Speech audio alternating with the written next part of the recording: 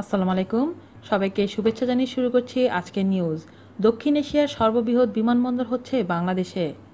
ঢাকার বাইরে বিশাল আকারের মেগা বিমানবন্দরের নির্মাণের কাজ শুরু করতে যাচ্ছে বাংলাদেশ সরকার। খুব শীঘ্রই বিমানবন্দর নির্মাণের কাজ শুরু হবে। এজন্য স্থান নির্ধারণের প্রক্রিয়া শুরু করা হয়েছে। বিদেশি পরামর্শক প্রতিষ্ঠান স্থান নির্ধারণের দায়িত্বে রয়েছেন বলে সিনহুয়া নিউজের এক খবরে বলা হয়েছে।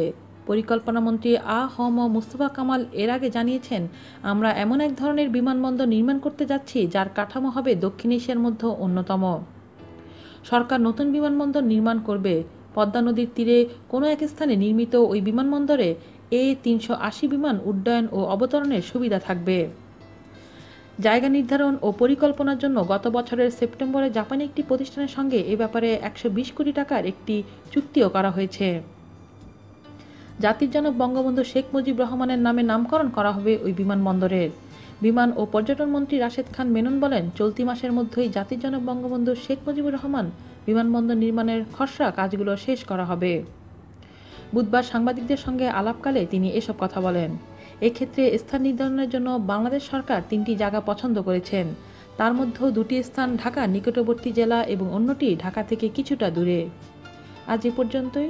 আল্লাহ হাফেজ।